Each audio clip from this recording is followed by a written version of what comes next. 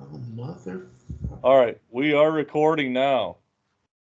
Welcome to your trade deadline podcast. We got LA Rams Kevin with me here. I'm Tennessee Teeto, and looks like Dog Pound, Cleveland New Dave has joined in. He's trying to get his guest user thing off of his profile here, but we had some technical difficulties getting into this. We really hope we don't have any issues from here on out. So, as we start, All right. oh, we got another one. That's probably Koo. Yeah, who's on there? Nice. Okay. Two guest users. So, I know Koo has made some trades. Have you had any luck, Dave? Well, I'm working with Koo right now, so Ooh, I have negotiations. spicy. We'll talk about it. Yeah. So I figure we can go back in. We just look back to the last couple days. I know you made some trades, Kev, or a trade at least. Yeah, I've been pretty active today. So have I. Nobody wants my junk though. Why wouldn't you want all the gold from Tennessee? Yeah, why not? Well, let's see. Yeah, What was the was 1-year contracts, you know. well, those are the ones always a lot of people would probably want so they can clear it for next year. So if you're able to take those on Yep.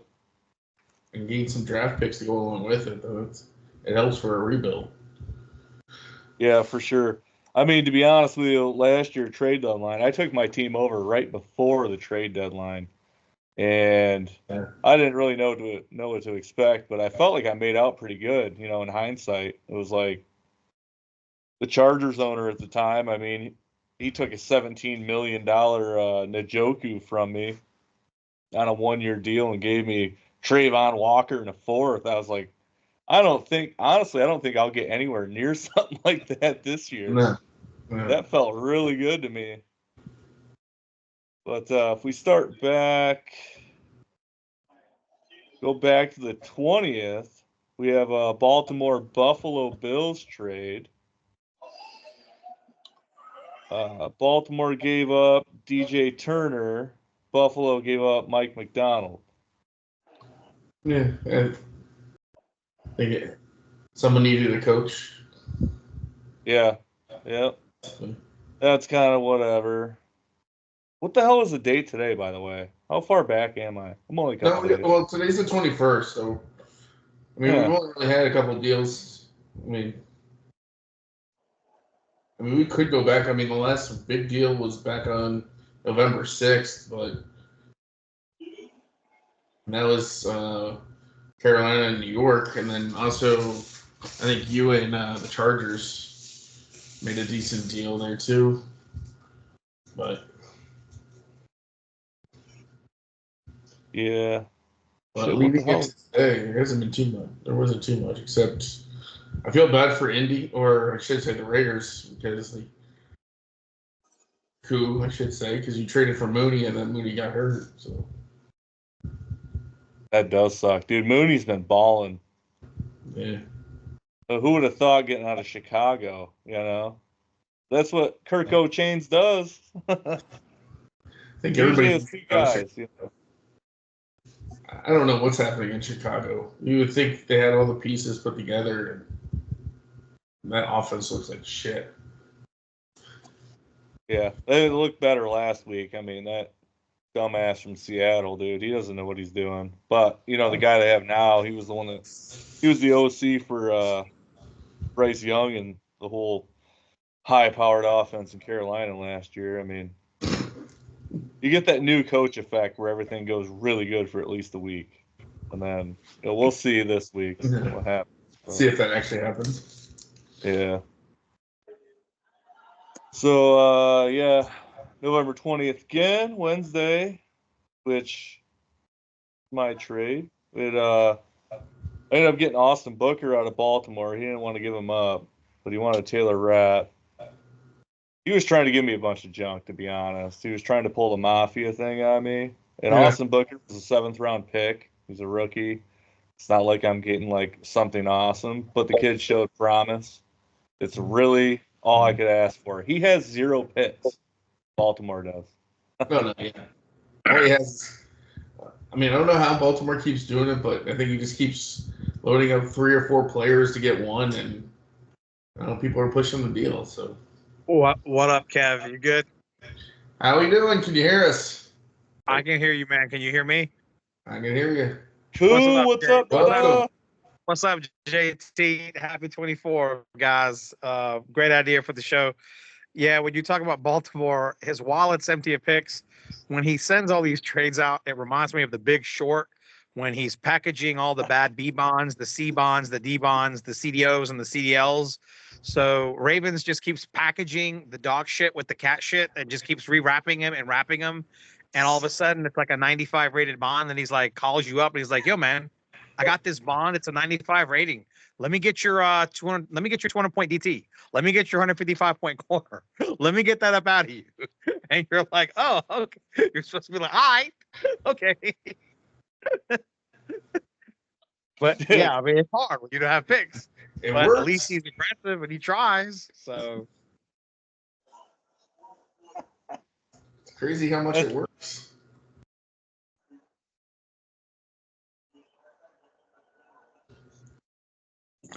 So big news in the NFC. Obviously, you guys had a lot of action over there. Kevin spearheaded. Your division's gotten tight. Obviously, the basement guy for the last few years. VB is somehow at 8-6, and then all of a sudden he spikes a boner, gets aggressive, and he's making moves for McCaffrey and all over the place. So it was kind of funny to see. I've been ribbing him all day. Give him a bunch of business, but I think a lot of other dudes making moves. I saw Dallas Will in there. All of a sudden, the Adam and the Bucks woke up. He's dealing a bunch of players. So I see you out there now. Kamish is out there.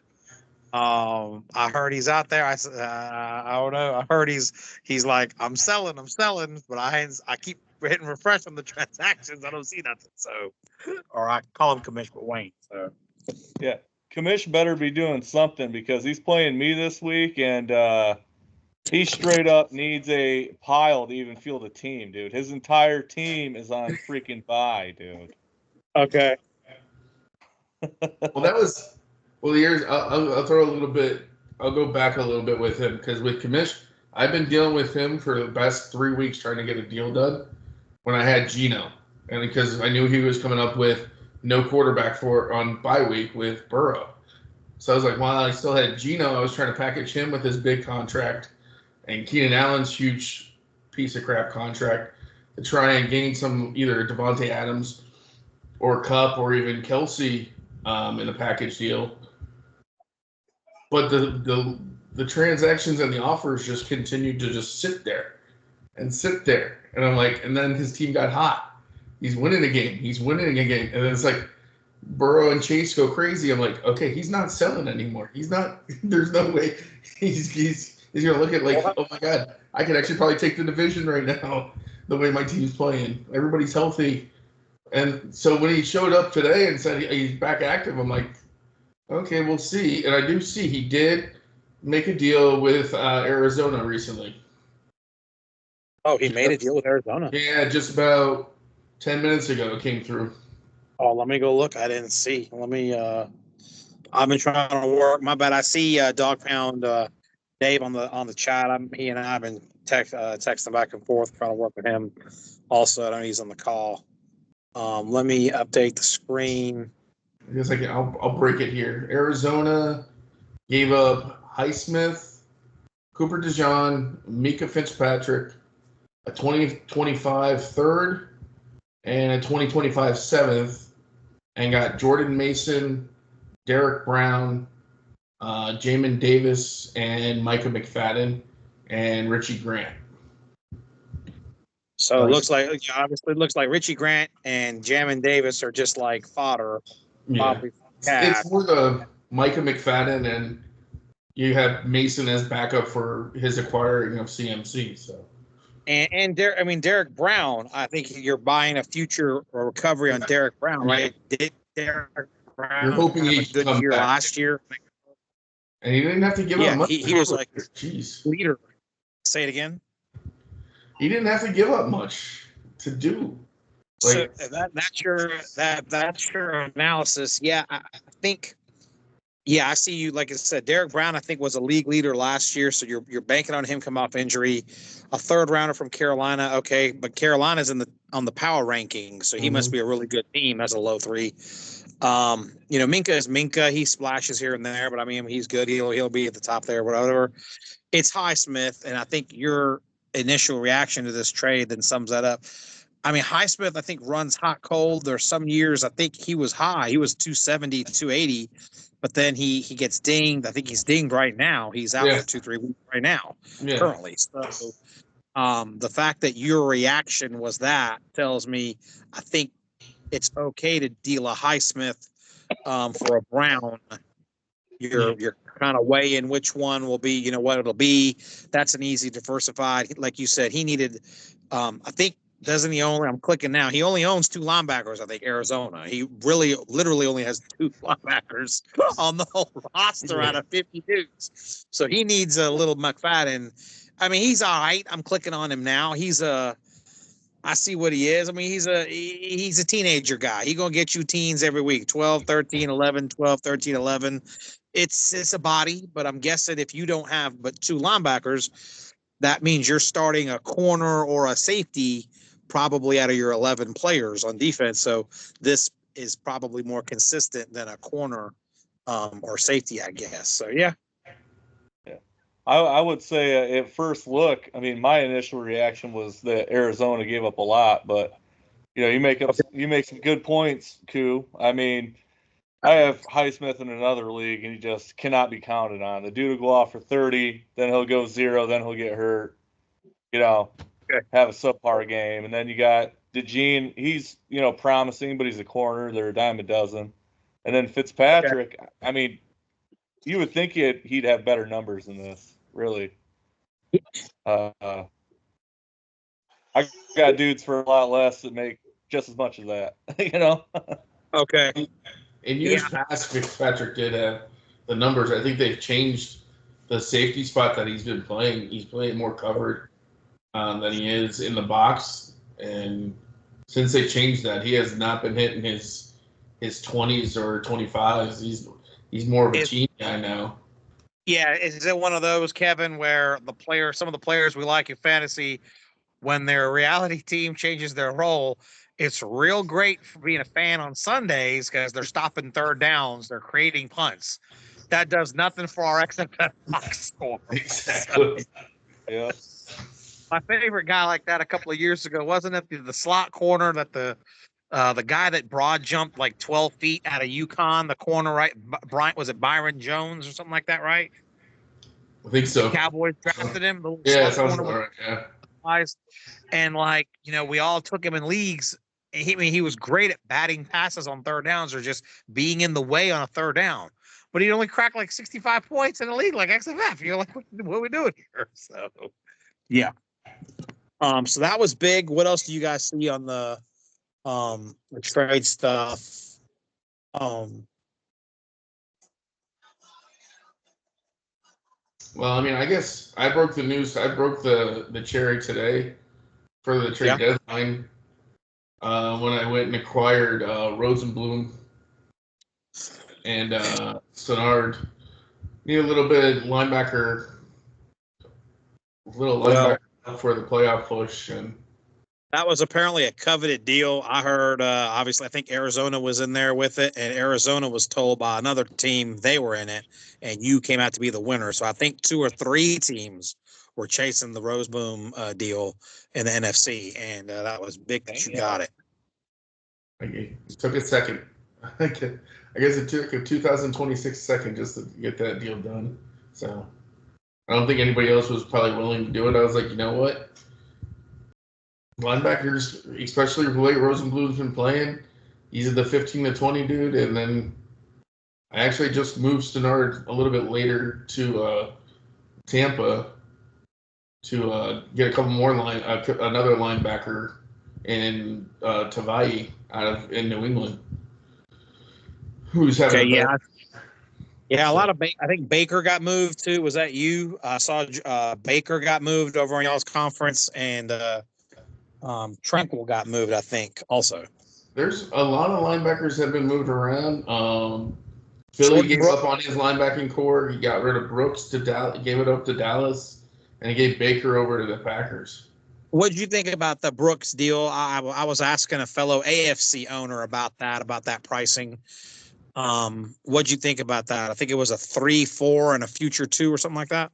Yeah, right on the mark. And honestly, if it was before his ACL surgery, Brooks was a first year. You couldn't move him for a first. But Like back he was a then, first. Ever since that ACL got moved, that kind of he got a good price, got a good return, I believe. Yeah, I agree with you. When he was in the initial 2-3 years in Seattle next to Wagner, you're right. I think in leagues like this, you had to pay a 1 and maybe not even a playoff 1. You couldn't just give somebody a 115, 116. They probably would look at you and say, "No, man, I can't replace that with that." Because remember, he was getting 350s, I think 3 years. He had like 1,000 points in 3 years. You're right. So this is a different version, but yeah. Okay. I think the guy I was talking to is not big on Brooks, so he's medium. So he was like, if that's the price, then yeah. Now it's interesting to see what the prices were on some of the other backers that got moved today, Baker and Tranquil and him, and now McFadden. But now those are different level guys. Looks more like the A, B, and C type players, and so what the pricing tiers were. Yeah.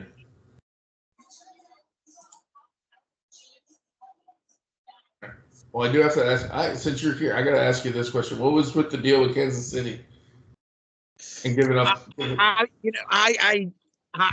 was in between. I wasn't going to be a buyer seller. I was kind of giving up. Then I won a couple of games, and then I kind of remembered, you got to go. So I made my sales pitch to Colts, and I didn't know he was going to take that, and it worked out for him. Obviously, I think he's being the Vikings thing. I put Darnold in there. And I got Mooney and Xavier Woods at safety to augment my safety unit, which is bad. And to add a little offense with Mooney, even though he's on bye this week. And so then all of a sudden I was like, well, I guess I'm in. And then all of a sudden she hits me. He's like, are you selling? I need DE. So then I'm like, well, this is going to hurt. I need Danielle Hunter, and he's good. But the price was good. He wants to go all in. He's trying to break through. I think he's been close. In this league, he's had good teams. Yeah. I think, yes, Jameis, come on, man, let's go. Fuck these overrated Steelers. I think the price was too good. I was like, all right, let me just try this. I need cash money in my wallet for later. All right, so then I was like a step backward. I don't know, but I got the Will McDonald guy for the Jets, even though they suck. He's been pretty good. I'll put him in the lineup, and we'll see. So I don't know. Felt like a forward backward, but maybe still okay to try to fight in the division and for the wild card. I don't know. It's still outside shot, but at least want to fight.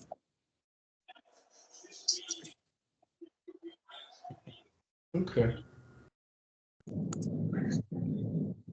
That's what I was kind of figuring, because especially now, do you know what the status is on Mooney? Because I know he went down in the last game before the bye. Yeah, I think it's just something minor. He should be back after the break. He'll have 2 weeks. I don't think it's anything major. Oh, okay. Yeah, that's I have Mooney in a few places, and it's supposedly it is a hamstring, so you never really know. You know what I mean? Yeah, that's the tough part. Yeah. Those hammies always flare up. All right, let's see any other. They're one of the most feared, I would say, because you just never freaking know. Guys bang up their knees or whatever all day long, and it's like, okay, if he's playing, he'll be good. Hamstrings, yeah, he's good to go. He goes out and plays 2 plays, and he could be out again. Sucks.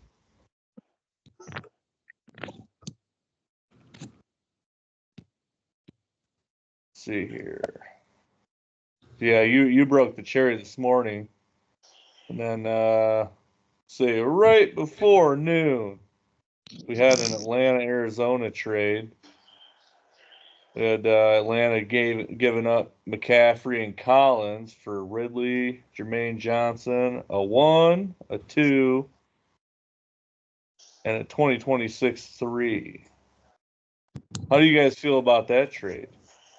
I mean, Atlanta obviously is giving it up for the year, defending champ.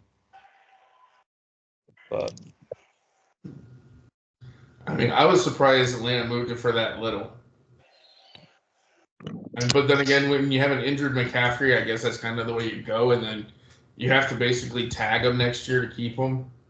So his price tag is going to be in the 25. Yep. Next year, 25 to 30. So it's going to be a hefty price to keep him, but still Christian McCaffrey when healthy.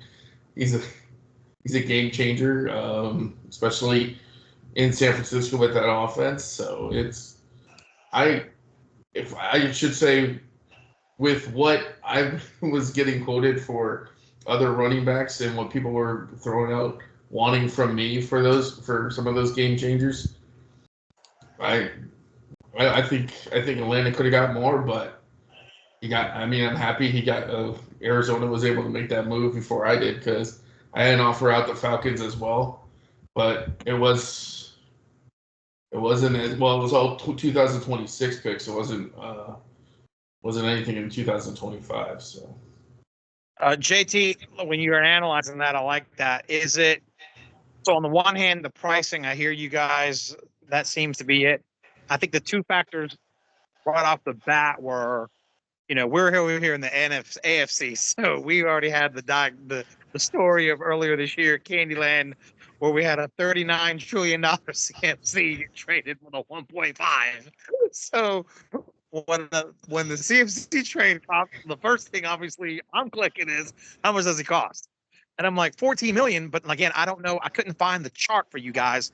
What's the ballpark tag number on y'all's conference? It can't be that bad, right? It can't be like 30. Because I looked around. I don't think you guys have any running backs that high. Oh no, we do, because honestly, Gus Edwards is actually on a $30 million contract. Say it again. Gus Edwards is on a $30 million contract. Okay, so Gus Edwards. So just off of Gus, and then I think there's a couple others that are at 29, and a few others at 20. So it's going to be in the 25 to the 27, which again for CMC might be. Look, that's not bad. So then there's that, and then I think it was the other thing I saw. It's again, who's the buyer? You're like the first thing I'm grinning. Obviously, I know, but you're looking at you're grinning at it's Arizona, who's been bad for a long time, and we know how fantasy leagues work, man. When you're bad for like 2-3 years and you finally break through, I mean, pricing's out the window. So maybe if we're looking at this like you overpaid Arizona, but man, you little Arizona, you've been pesky, nothing. You're the twerp, and you finally you're like 8 wins. You got a chance to try to get to 9 wins and do something. You got to pay. Cool, So you're getting awful excited. I'm just like laughing because I'm like, when you look at in leagues like this, we analyze these deals. But that's the one thing we kind of overlook sometimes. Like we're talking about 11-win teams like Sean and Cam, the teams that are good. But man, when you're sorry and you get a chance to make a deal, you just gotta get in there. What's the worst that could happen? We're gonna laugh at you more and you suck again. Whatever. I can't wait to fucking break through and make some noise at the trade deadline. I'm over here selling motherfuckers for 5th and 6th and shit, I mean, the crazy thing is the first that Arizona even gave up was Dallas's, and that's going to be in the, in the top 15s. It's not going to be an early round pick. So you didn't really have to give. That's when I started looking over, it's like, right? I mean, Arizona didn't have to give up that much to get something like McCaffrey. So it's a great deal for Arizona. I don't know what happened to Atlanta. Is this? You remember a few years ago? I think it was on your side, Kevin. Yeah. Wasn't it the time when Cooper Cup was in the off season, or it was in the spring, or I think late summer? He had another lower limb injury. It looks like he's not going to be the same, yada yada. And he was traded for cheap on your conference, and we were like, "What the heck?" And then it turned out, it was a false alarm, and he turned out to be great or something. Didn't that happen? Yeah. Well, he got dinged up in training camp. Then he only played, I think, like 2 games, and then he got dinged up again. But in that same time frame, because there was like the reports that he wasn't too bad, he got moved a few times in the XFF for a little, and then another, like someone turned him around and got a lot more in return. So I mean, Cup's been a name that has been moved around a lot. So it's hard to say what deal he has been in.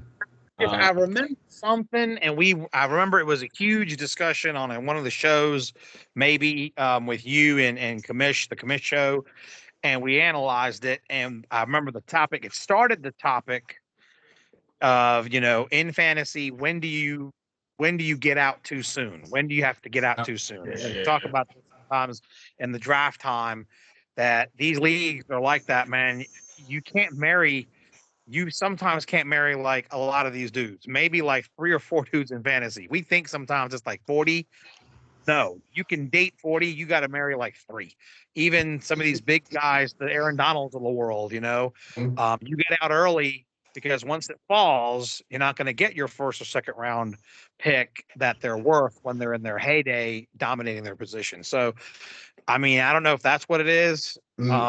Well, I can say this. I remember the conversation that I had after I won the championship, because the conversation I was about to say was with Todd Gurley. Todd Gurley had that hell of a 2017, and it's like, okay, do you think he's coming back 2018 the same way, or do you sell for what he is now and try and recoup as many draft picks as you can and start rebuild, or ride him out? And look what he was the following year. He literally wasn't. We're just gonna watch his reps, and then he basically became a third down back, and you'd be like, what the hell?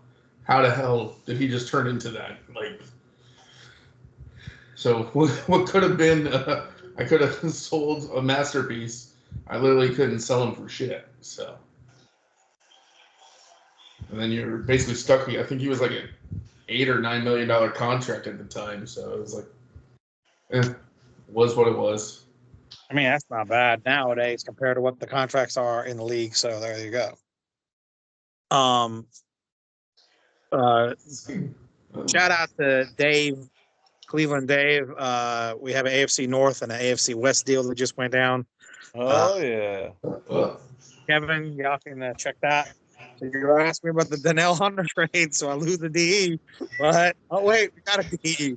He's on bye this week though. Oh shit! We bring in Hendrickson. Let's try. You want to announce it, or I can announce it. So Cleveland Browns and the Raiders have made a deal. The Browns are going to hand out Samaje Perine, a small little piece. Brendan Strange, the tight end from Jacksonville, but the Trey Hendrickson, one of the top defensive ends going right now. He's on a $20 million deal, 2 years. Got about 200 points. And I'm going to send him back just a bunch of refuel names. Rashawn Johnson out of Chicago, Zamir White out of the Raiders, Jalen Tolbert out of the Cowboys, George Karlaftis, the Chiefs, Quincy Williams, the good linebacker out of the Jets. That's a star piece of the deal. Marcus Jones, the corner of the Patriots, and then some picks, 6, 4, 5, 6, some later round picks. So a lot of it around Quincy Will and Karlaftis, and then some young offensive players places. So yeah. I mean, he's a $20 million dude. It's a high salary, but he obviously is scoring a lot of points. From my point of view, those are dudes I took in the 2s and the 3s. Taxium, they weren't fetching. So, he's getting cheaper deals on players that were drafted higher, but probably you could argue aren't worth maybe that now. But at least they're young, they're in places, they may have upside for jobs. I don't know what Swift's doing in Chicago, so Roshan could be something there in an upcoming offense. Tolbert in Dallas, and then of course Karlaftis on a top defense in Kansas City. So, What do you got to say, Dave? You're on here. Well, I'm definitely getting a lot younger, and I'm looking towards next year already. Yeah, dude. I mean, personally, I like some of the young pieces you got. I mean, it's Hendrickson 2-year deal.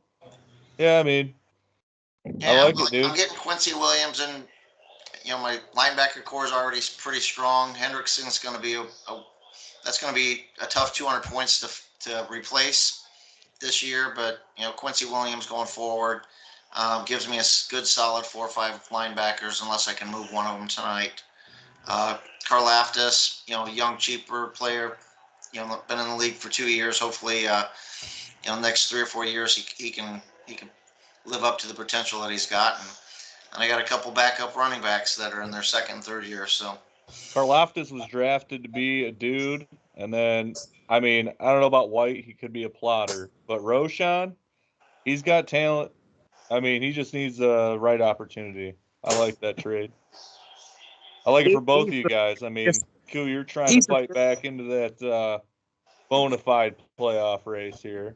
So yeah, great mention on Roshan. He was the scariest one to me. For me, actually, I liked him a lot of his combine stuff and a lot of his pre-camp or his workup stuff that year he came on some of the sentences about planting your foot and some of the things that running backs do. So he was, for me as an owner of drafting him where I did, kind of disappointing he didn't get to blast in there. They've had such turnover there. The Khalil Herbert, in and out of the lineup there, and then Herdman gone. And so just to not, have the opportunity to see, I was really thinking they would have something where it'd be a Swift be the yardage guy and Johnson be the blaster kind of guy, something along with Detroit actually looks like with Gibson and Montgomery, but hasn't come. yeah. It's the one I'm scared of. Also because I've been burned in the last few months. I threw Chase Brown in a deal with Diggs with the Chiefs earlier this year, and Chase Brown hit. So the Chiefs got that out of me, but he will always point out that I traded him Kincaid for the 1.3 on our draft day, and I got Bowers.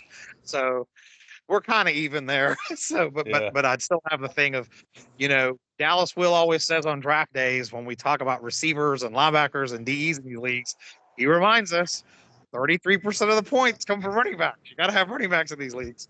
And so I've already gave one away that turned in kind of decent this year. I'm hoping Johnson won't, but hopefully for him he'll hit. But yeah, he's a good player. That I like once, and so them running backs though, they don't have the lasting power that like receivers do. You look at Chase Brown right now, he's getting the bulk of the work because Moss went down. So you didn't know that when you traded him, or you wouldn't have traded him at the time. I mean, so it's one of them things where Chase Brown, he's replaceable. I mean, I love his game. He'll always have a job. He'll be a dude, but is he going to be getting 22, 23 carries a game the rest of his career? Probably not. He's not Saquon Barkley. It's running backs are they're like when you're in the pocket to win now, you got to have the right ones. You got to have the right ones at the time. That's the shitty thing. I mean, in hindsight, you wish you had him back. But in the future, you won't think twice. Well, that would be good for both of us, and then he'll get like he said, he got a lot of ammo and youth and money and age, a lot of date of births, helpful for him, and then for me, yeah, the heavy contract, heavy points dude right now. Let's see. Yeah, I'm still building for next year. This is a 3-4 year build for me. So I've got 5 more wins than what I expected this year, and it's been a good run, but it's time to pack it up and get younger and start to look towards the draft. Well, but Dave, man, congrats on a terrific year. We're just happy that you are ahead in the North. You're not a 2-13, 2-14, a 1 and something. That's what that team had been. And Be to careful, even Koo. take a bite out of the division, take a bite out of some guys, and be third in the division is huge kudos, man, for all of us at AFC. So great job, brother. Great job. Well, thanks. I appreciate it, but there's still a lot of work to do. So You thought you could buy yourself into a championship, Dave. That's I what I think. I can't buy one, and this is a work in progress. So I know, brother. I'm so glad. You know what? Like, I joined the league close to this time last year, and from what I've heard, the Browns they're doing well in your hands. So that's what I've been told. And when I think I first did that the Sunday afternoon show, and he was rattling off all the bad records of 2-15, 3-14. And I think the best record he's ever had was like a 8-7 or something, 7-7 or something like that.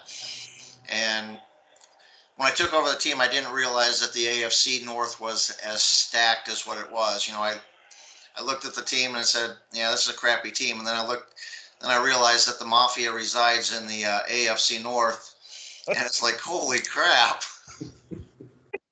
yeah, it's a bear, man. I mean, Cam's the one. Cam has so much power now and lasting power. You look at the dude's draft picks. He's got multiple firsts. It's stupid. Cam's the one to worry about. Like, as far as every year. No, I tell you what, the Bengals, that's a solid team there. He's had some bad beats, and Yeah. he's going to create problems in the playoffs. Well, we have, Kevin and Koo here. So Cam's been known to always have a great team, but he's never won the championship, unless I'm mistaken. That is true.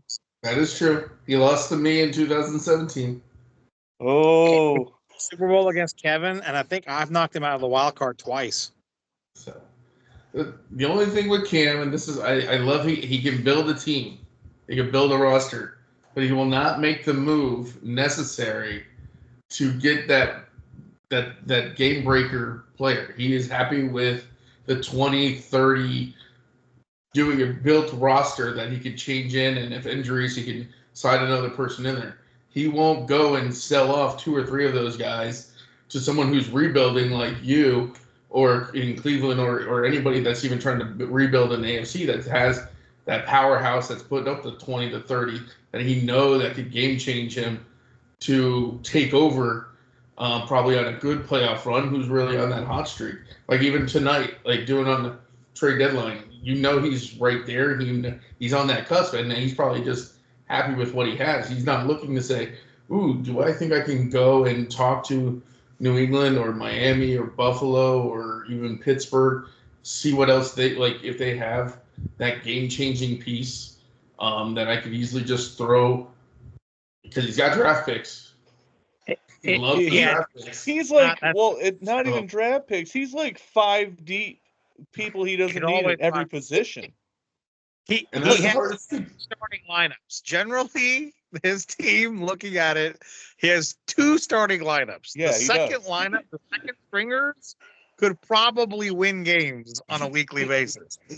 But what Kevin has outlined is right. Think about your second lineup. Yeah, he's not going to go on draft night or on trade night like tonight, have his wallet, and go to the 5 worst record teams. And even the 5 worst record teams have good players. He can go buy Jamar Chase right now. We all think he should. He's not gonna. He could go buy insert name right now. That's just not. It's like the reality Green Bay Packers, which shirt I'm wearing because my wife was saying I never wear it anymore, so I was wearing it tonight because it's cold in Atlanta tonight. The Packers they don't do anything forward because they don't have an owner. They're stockholdered. So there's no old white guy who has an ego that's going to say, go all in. They don't have a Stan Kroenke who's won 5 championships across 3 sports in 7 years. They don't have that guy. And Cam is like that. He's not going to risk Jenga-ing what he's built with all the picks and all the players and the depth the way Kevin described, to send somebody a 3-for-1, a 4-for-1, a 5-for-1 to kind of tip the balance. It itches him, and he's not going to do it. He's not going to risk the business. He's not going to risk the business. Yeah. So there's that. I It's feel like an interesting out of me. It's a tough I one. feel like I'm gonna be Cam someday, to be honest with you, because really, this is my personal opinion. Like someday when I get my team built, but the playoffs I feel are like total luck, man. 80% of the time, 90% of the time, if you know what you're doing, and you build a team, you're gonna make the playoffs.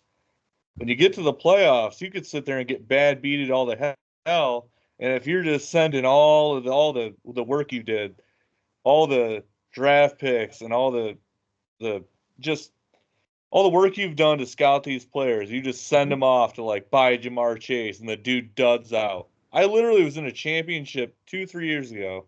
The first year Amon-Ra came in. I had him, Jefferson, and Chase. I mean, this is a redraft with a bunch of idiots, but this is before like some of them were blowing up. They got me 10 points total. Imagine that was the DeMar Hamlin, that game where Chase didn't even get to play.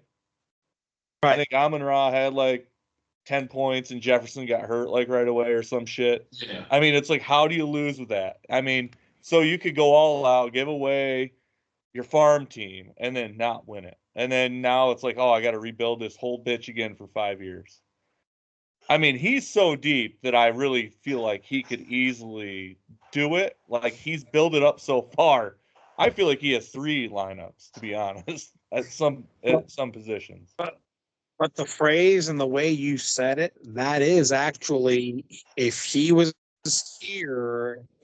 here describing and talking the topic, that's a lot of it. He will say is, if you pitch him that deal right now, if you're New England or you're the team that has the Jamar Chase, and you pitch him a 5-for-1, he's gonna balk and not just insta click. And part of his discussion will be the phrase you mentioned. He's gonna say, but what about the other side? Teet, what about the other side, Teet? I'm going to do all this, a 5-for-1, and then what am I left with next year? I got to think about spring. I got to think about that. And, you're going to hit him probably with the age-old line we say in fantasy. You worry about spring, man, later, man. You're going for the trophy right now in a 32-team league. So he will definitely, have that point of view that you're describing. It comes out of him. He definitely will have that in the balance, and it won't be an easy click, if at all. I respect that. I mean, totally. You can't replace a championship. If it was guaranteed, he'd do it all day long. It's just a scary thing, man. I mean, I really do think that he's probably balked so long that his team is stupid good. Like, I look at it and like how does he end up with these multiple picks? What the hell was he able to give away? The shit that he was able to give away to get first round picks, multiples. Yeah. He's just really good at spinning when he starts, and then he perpetuates it. He's just really good at the multiplication and multiplying. In these larger leagues, the thing that he understands a lot is he really has a firm grasp on the fall off of the expensive players versus the understanding that in one cycle of taking your 1, 2, and 3 by offering you the sexy Aaron Donald, the McCaffrey, the Tyreek initially early on. Now he multiplies and has 2 1s, 2 2s, 2 3s, and then he fornicates that, multiplies that, and now there's a whole bunch like what you see in his wallet. And then now you look at him and like you said, he's got a whole bunch of $2, $3, $4 million players. You've got a bunch of $16, $20 million dudes. And then the other thing he's so powerful and smart at, the taxi thing. And now we have a phrase for it in the AFC, baiting somebody, fishing, putting bait out in the water for the fish to bite. When you have so many 1s and 2s, you throw them down on taxi if they're not performing or sucking, because if somebody wants to take a chance, it's going to cost them a 1 and a 2. He fuels up like that. He sold the Hollywoods of the world, Marquise Browns of the world. He sold linebackers of the world because he demotes them. And then along comes you or I, and we got to pay a 2-3. We pay him a 1-2. And that Yeah. recirculates his wallet. And so he's really good at that concept in these leagues. He's really good at understanding the tip point. And so if he's got high dollar stuff, it's few, and it's usually where he's not gonna. You're not going to see him in March on free agent day. He's not going to be the guy getting the Wagner for $36 million in 4 years attached in our league. He's not doing that. Even if he's rich, he's not going to do it. Hey, leave that deal alone. I needed a player. I had money to spend. Yeah, well, you know what? I've had to listen to frickin' John and Jay talk shit. I get it. I get it. John and Jay, well, Teeto, wouldn't you have rather gone the route that, Cleveland knew Dave did, or blah, blah, blah? No, man. Like, my team sucks. I can't try to buy a chance. I can't buy one. And neither could you, Dave. You should have known. I can't buy a team, but I'm not going to sit here and go 2-15, okay? It's not going to be enjoyable. I've got to put a competitive product out there. I'm coming. You got to buy the Wagners that are out there. I mean, we got Hopkins on a 39 deal. Somebody's got 56 mil on Kelsey right now because they haven't cut him yet. It was insert name the free agent guys. I needed Mike Evans. I got him at 29-3 right now, 36-3. You have to do it, but that's again. He's not going to chase the points on the first day of free agency like some of the NFL teams. But he didn't have to, because like we talked, he's multiplied all the other aspects with so many young cheap guys. And that's what keeps it, so deep. He's got the Duke first team and second team and third team that can beat any other school. But Kevin brings up a good point. Yeah, but then again, no mantelpiece, so there's that. Well, actually, you know what? Because after looking at Cam's team, I'm really, and I already know Carolina has him as well, and it's an off year for him, but he's also at the end of his rookie contract. Micah Parsons, where do you feel his value is going into next year, or even right now? Do you feel like he's a name to go grab? Do you think he's still that impact defensive end, or do you feel he's just turned into just another fill gap? It's a curiosity because I looked at Cam's team. All his other defensive ends are scoring like lights out, almost in the 200s, and then you have Micah, who's supposed to be this killer, sitting there with 80 points, and I'm like, what happened? Outside of being hurt, he's had 1 or 2 really good games. Yeah, true. I feel like he's been in the league way more than that. Like, holy shit. The end of his rookie deal? Crazy. Yeah. So I look at Cam already going into next year. He's already got a piece that he could probably coop another first just off of him alone. I mean, I think Kevin in a sister league to XFF that we're in, I think we've seen him. I want to say he was traded like twice in like 1 month in one conference, and then traded again in another conference. Yeah. So I mean, it was not shocking to see him move for multiple ones. This was prior to this year when he was hot, and he's a 280, 300 plus point player in these leagues. But now, the way they are and what they are in reality, that's an interesting point. We talked the sentence getting out early on somebody before it's too late to get paid. I mean, I definitely think 12 months ago, you probably are an owner of him in these leagues. You could definitely get 2 1s, maybe 2 1s plus, maybe 2 1s and a player.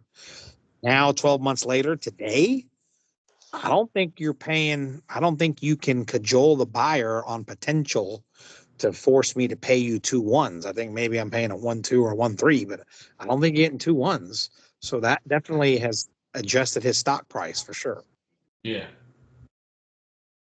I don't know. It was just curiosity when I looked and saw that with all that talent, he still had Micah just sitting there, just like, eh.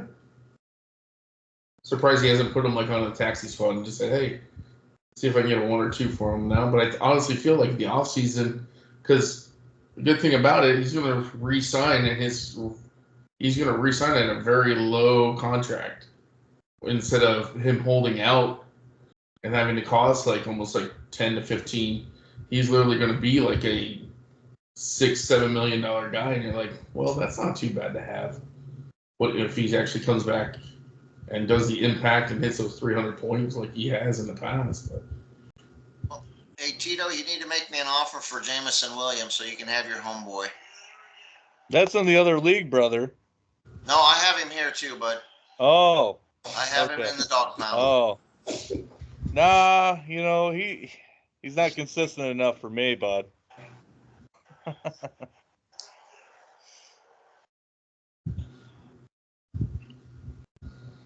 Hey, since we're on the curiosity thing there, Kev, look at Sean's roster, Baltimore, and tell me if you think he's going to be in trouble here in the next year or two.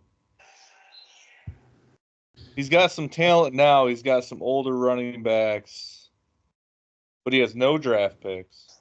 He has no draft picks.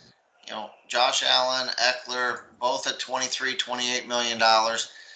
You know, but like Koo said, he's got a lot of cheap players though. Also, you know, he's got 17 million coming off of the books with T.J. Edwards. Yeah, he'll have some money, but that money could easily be wrapped up into. I mean, he's going to have to finagle some free agencies. I mean, he can't be spending up on those guys, is my opinion. I think he's going to be in trouble.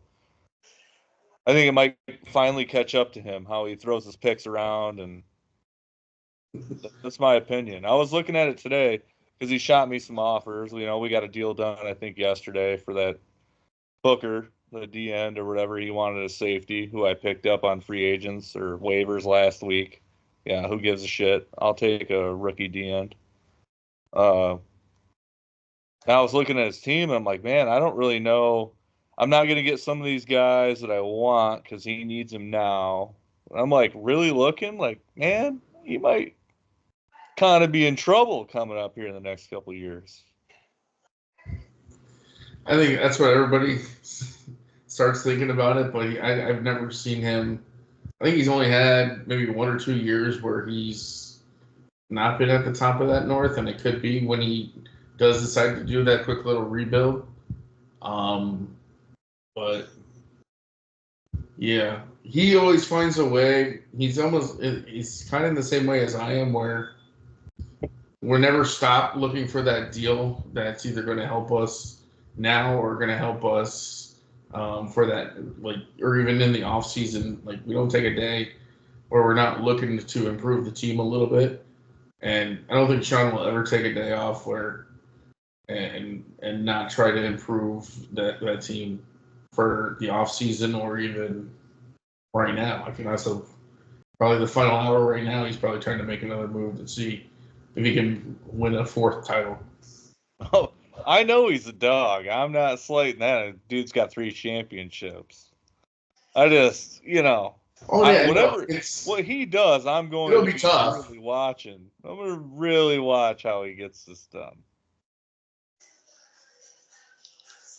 That's always been the debate. It's like, which way do you go? Do you like your draft picks, or do you like to just basically use your draft picks to acquire the talent that's proven, or do you want to see what these guys can do? Do you have the patience to actually watch these guys develop for a couple of years? Some of them pay off. Some of them, it takes almost the end of their rookie contract to finally actually pay off for you. So it's like, if you're Cam, you can do it. You can load up on all these guys and watch them and kind of use it as a farm system. But when you're, in the rebuild and trying to get out of the gutter, it's tough to even do those. Despite our messages to everybody that don't get Inception, don't put I try to Inception all AFC owners with the Yeah, Sean hit me with this deal, man. You got to keep. Yeah, I don't know what he's thinking about me. So I try to inception the other owners in our conference to be like, be weary, be weary. Like you said, he's going to flip the older, expensiver player to somebody who needs it, and he'll get back youth and or the picks to refuel it and try to spin it back around. And so, you always get 7 picks every year into your pocket. He'll try to use that and spin that forward too. So he's good at it. He's good. That's for sure. Despite what people say, I feel like, my trade. So I traded, it was like Namdi or Justin Matabike. Okay. Traded him off. He wasn't doing shit. He was like my coveted possession when I first took this team over. The guy was balling last year, right? Paid him a holdout salary, which is like $5 million. Okay. Not bad, whatever. But the guy was underperforming as hell. I ended up getting a rookie corner who Kamari Lassiter playing well. I got a few guys, whatever. It might have served him well now, but like as far as what I got, it's gonna serve me in the future. I have awesome D tackles. Set up for the future with that. It's like whatever, man. Oh, well said. That's the trick in these leagues is always rule number one. Or how do you rate rule number one? You got to help yourself. Well said. Sometimes it comes at the expense of helping the guy that might get a chance, it might help get another title, or the guy that's good. It hurts, but you got to help yourself. You're right. You got to do that first. You got to help your team. I feel like, to be honest with you, if Sean gave Helen Keller to or let's say somebody gave Sean Helen Keller to somebody, and he gave Christian McCaffrey, people would still bitch because Sean made a trade. I kind of feel that way. Anytime Sean makes a trade, there's some problem with it. Like, it just always, the Mafia's at it again. Like, if Sean was able to make a trade, like he's come out and said, it's hard for me to make trades now because John and Jay blow him so much shit. That's good. And then you blow him shit like, he's a smart dude. Okay, but and actually, I bet you at one point it was hard for him to make a trade. Like people are like, "Oh, I don't give a shit. I don't want any part of getting bitched at for making a trade with him." Yeah, I I'll trade a safety I picked up on waivers 2 weeks ago all freaking day. What do I have to lose? I mean, the dude's gone anyway. I mean, yeah, I could waiver extension him or whatever, but I already have a guy for that. So.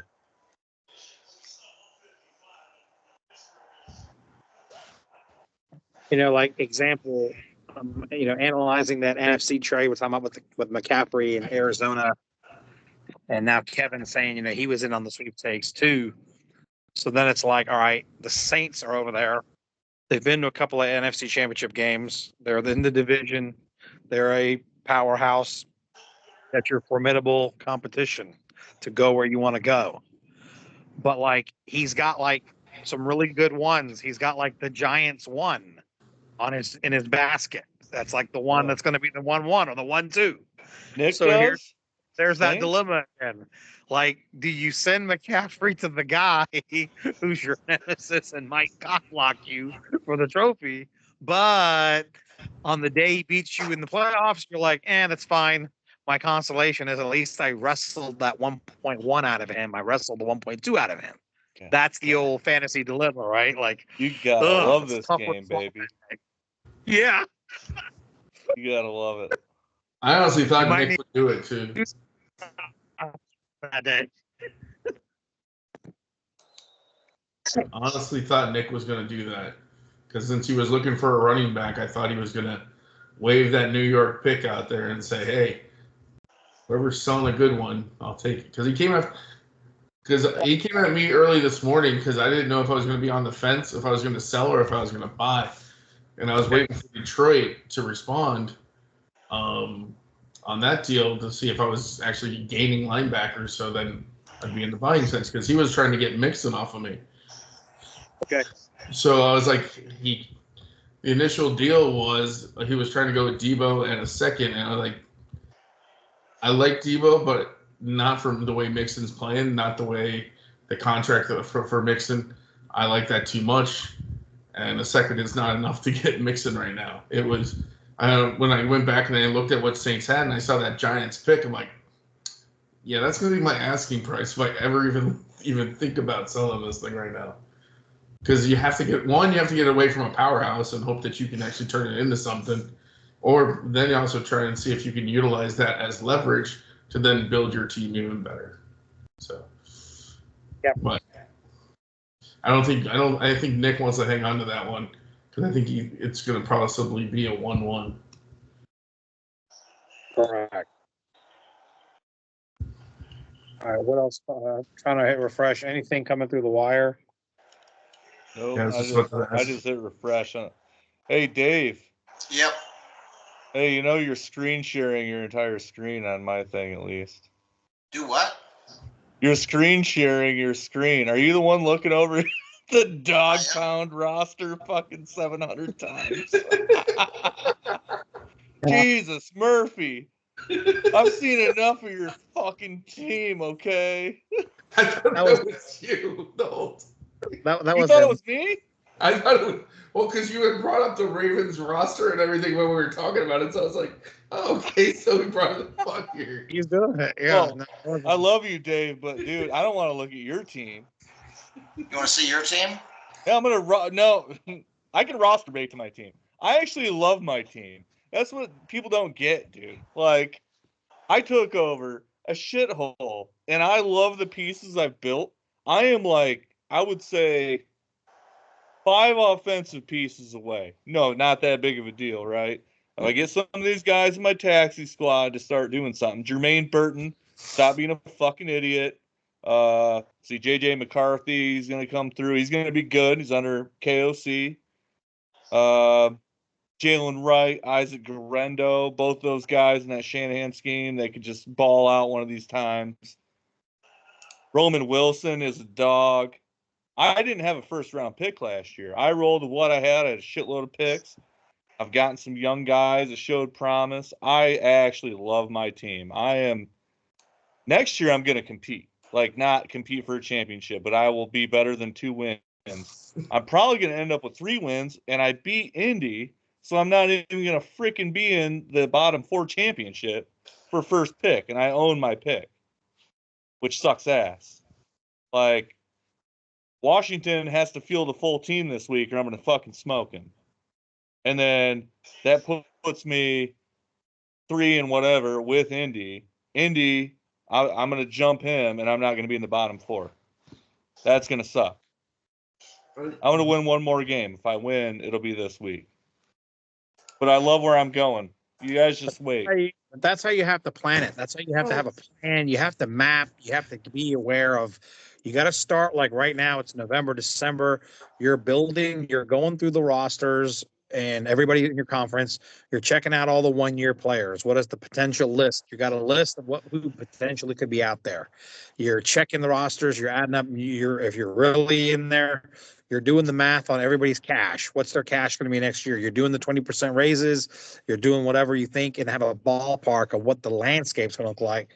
And then, like you said, you got a plan. I need 4. I need 3. I'm going to draft 2. I'm going to buy 2. I'm going to trade for 1. I'm going to do this to this.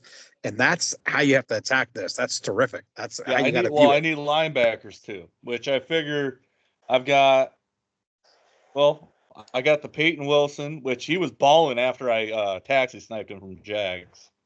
He was balling. He's kind of fell off. He's only getting about half the snaps. He's sharing with what's his dick, Landon Roberts. He's sharing with him. But I'll tell you what, I did taxi snipe freaking Tuli Tulipotu from Bills for like a 4th and a 5th.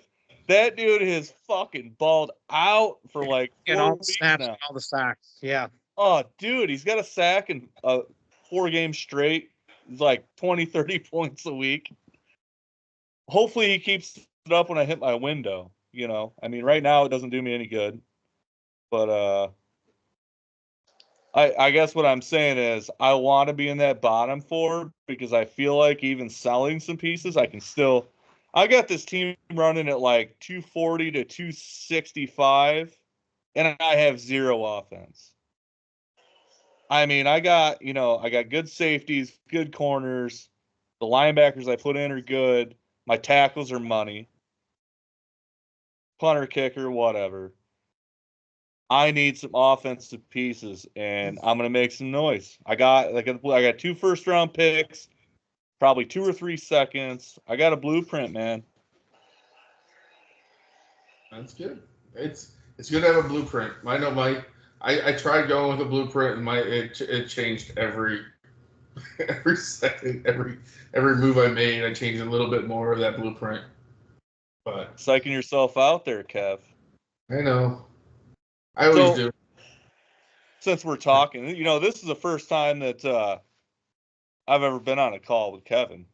I was on a call with Koo once with Sean late last year, I think. But Kevin, I want to ask you, when you won the championship, what was the key to your success?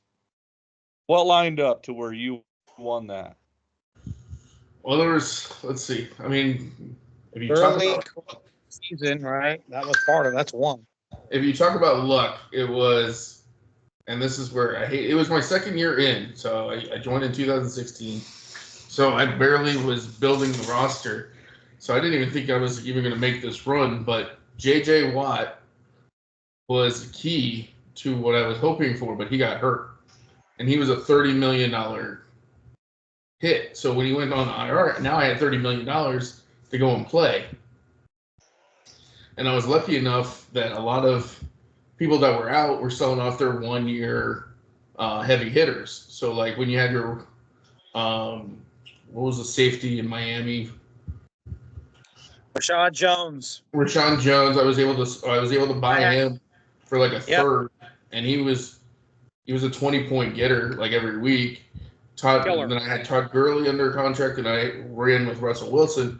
And this is when Russell Wilson had his breakout 6-game killer streak where it was 30, 40-point games. Like basically he could do no wrong. He could not find a wrong person. So it was those all kind of lined up, but it all ran back to the J.J. Watt. I wish I had him at his finest because I love that dude. Ever since I acquired this team, I never had him at his finest, but he helped me because of that contract fill other positions because of that salary. So it helped me build for what it was, and it was Gurley and Wilson that really took me, and some luck, but yeah. So it wasn't really I didn't fulfill my build. It was just oh my God, I see a way, and let me go make some trades and sell some things off because. Dude, that's literally the luck part of it. Where Yes. come on, why? I mean, you had all that money, whatever. You probably got some guys pretty. Well, I mean, I was building a decent roster. I had sold out some older pieces and built some young. They had actually started producing a little bit at the time, and then just one thing after another, I hit the playoffs and my scores kept racking up. And then next thing I know, I'm in the championship against Cincy, and I think I beat him. I beat him by 20 in the championship. So I felt good. So it's going into the next year, I'm oh, this should be great. Next thing I know, I'm freaking, once again, 7-9 or something. My team just basically the same guys didn't produce as what I thought. And I was oh, okay. So these guys weren't building blocks. They were just lucky for me that year. And that's what I started learning is certain people were building blocks. You had certain linebackers that were building blocks, defensive ends that were building blocks, and even defensive tackles. But it was other positions you can kind of just throw in, and you're going to get that guy that's going to be able to get you to your 10 to 15 points. And all I have to say right now, I am glad I'm not facing Myles Garrett today. Shit, did he have 4 or 5? How many sacks he got? He's got 43 points right now. Holy shit. I was screen mirroring. I'm not now, so I haven't watched anything. 3 sacks, a forced fumble. And luckily they just won. They're about to win. Hopefully they don't do something stupid in 50 seconds. That's going to be awesome. Who's going to win? The Browns. They're going to beat the Steelers. Oh, you fucking kidding me. I knew it, dude. I have a pick 'em thing in the other league, and I knew it. Dude, I hate the overrated Steelers. I'm so happy they were down and out. They were down 18-6. the Browns browned and gave them a couple of mistakes, and they were down 19-18, and luckily they balled up and came back and won. They're about to win. So I Well, hope I heard there is it bad weather. I literally it's haven't turned snowing up. like It was hell. snowing. It's awesome. It's an awesome day. Oh, It's an awesome day to be out there. Come Yeah, on. it was snowing. Yeah, I had Russell Wilson in a lineup for a redraft league, and I was hearing about bad weather, and I dropped his ass and picked up Stroud. It's like a small work league or whatever. I was like figuring he probably wouldn't ball out if it was like a crappy old, Cleveland, Pittsburgh, crap weather brawl. He's not going to ball out. Breaking news. There's a trade. Ooh. It hasn't been approved yet. But since it was me, I can break it. Oh, Yeah. Okay. Wayne actually finally accepted one of my offers. Snap. Is it a big name? It's going to be, I'm moving Keenan Allen and this year's first for Cooper Kupp. Oh, he got a 1 for Cooper Kupp. Wow. Okay. Oh, Yeah. geez. Kevin's Money going to on take offense now. What's Cup like? 20 mil? Is he 20 million-ish? Is he high million or low million? What's he? He's at 15.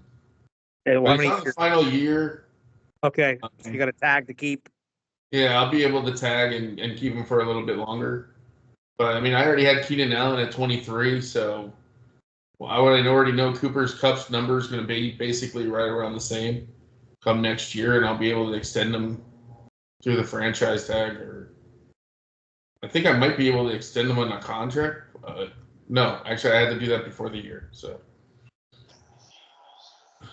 this is more for an offensive push to try and make for the playoffs, since my offense really just completely sucks. It's basically Mixon, and luckily Tracy turned into something, and Kittle when he's healthy. That's basically my offense. Mahomes has not been Mahomes. That's the one that's been hurting people in a lot of leagues. He's but I'm looking at his playoff schedule, or at least our fantasy playoff schedule, and Right. the teams he matches up against. It matches well that he's going to actually really start hitting that stride, or at least I'm hoping for that he's going to hit that stride, where he's going to do like a Russell Wilson and hit those hot streaks. He's got the weapons. Can't say he doesn't have the weapons. When JT was asking you, and they were asking you about how when you won, these larger complex leagues with more starters and 21 and 23 starters, you got to start. The difference between them and your friendly ESPN Yahoo league with your friends, where you only start 8 or 9 or 7, whatever. Yeah. There's a lot more of the story in these leagues of the insert name, the 3 hottest, biggest scoring players of each fantasy year in the last decade plus.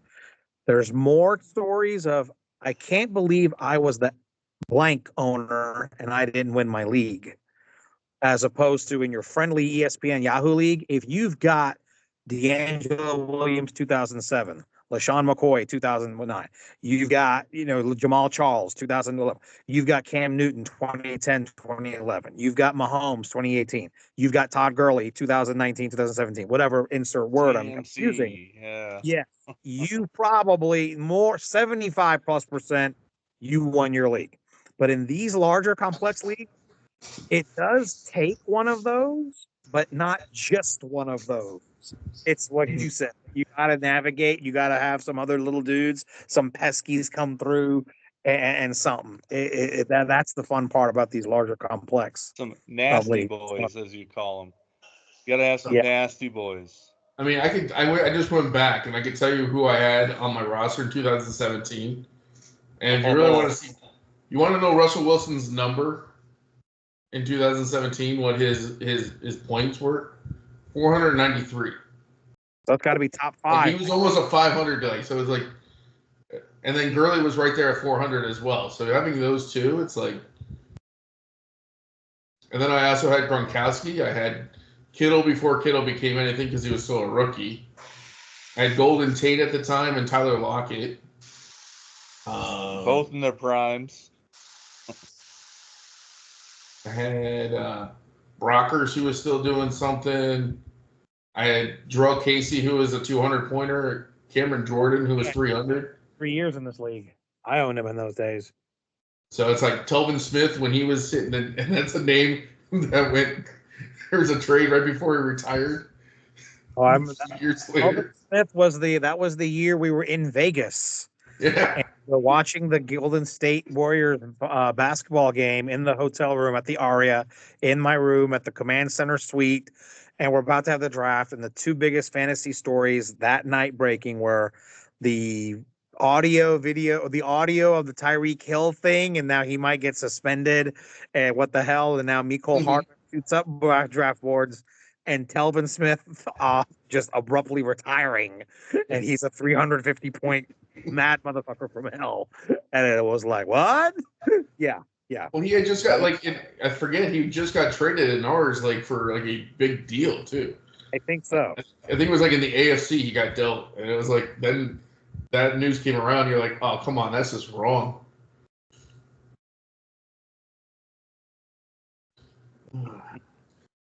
Please, Browns, don't screw this up. Please, Browns, don't screw this up. Please tell me somebody's ahead of me on the feed in Atlanta. Yeah. You don't know. Game's over, bro. I Thank turned you. it on. I really wish I would have going. fucking. I was rewinding earlier. I think I was rewinding to check something, so I may be behind. So good. Okay. I really wish I would have not tried to screen mirror to my TV earlier, because the snow game, dude, snow games are the best. They really are. I mean, they're always the fun ones. Yeah, I mean, look at Jameis Winston out here, just running around, rushing touchdown. Oh, come on, dude. Jameis. This is totally Cleveland, Pittsburgh, too. You can't sum up a game better than some shitty snow game. Well, it's usually even that score, too. 24-19, 24-12. It's always that. Yeah. I actually played, I think, Russell Wilson in a league last week, and it was our other league Dave's in, we were talking about how the dude, he started Russell Wilson over, I think, Mahomes or whatever, because Baltimore has such a shitty ass defense. And I'm like, I would have done that too, but you got to think about it. It's a division game. They always play those slogs, slog of a game. They know each other so well. Low scoring, just it makes sense. I mean, that division, that's rough boys there. Yeah, but everybody saw my post. Everybody knows my position on my Ravens. We're just in purgatory for a decade because I'm stuck with a guy who I know is never going to punch through. And I'm laughing last week, I'm watching something on media and it's oh, okay. So if it's anybody that doesn't matter, and when it doesn't matter, Lamar Jackson's going to be 4,300-0, and he's going to be 153,000 passer rating and only touchdowns. That's great. But if on Sunday they go into a game and it's the Chiefs, the Steelers, or an important playoff game, oh, my bad. Now he turns into Daniel Jones, and we're not going to win. And he's going to have more turnovers than Panera in the bakery section, and he's not going to throw under his ass, out of his leg, in a contortionist Cirque du Soleil format and throw touchdowns like he normally does. Great. I just think he doesn't play loose like himself in those games. It's just killing me, man. If he plays schoolyard ball, that's when he's playing his best. When he's playing free and loose. What's more killing me is my coach. I don't mind losing or winning or not having. There's been some games this decade, we coulda, woulda, shoulda. I still think that the Ray Lewis early 2010s Ravens, the Lee Evans drop in the end zone, the Cundiff missed field goal, that would have been us in a Super Bowl. We could have won. They did get their pound of flesh the next time, and Flacco won one, and that's good. But it's just my coach is not great, and that's something I'm usually proud of.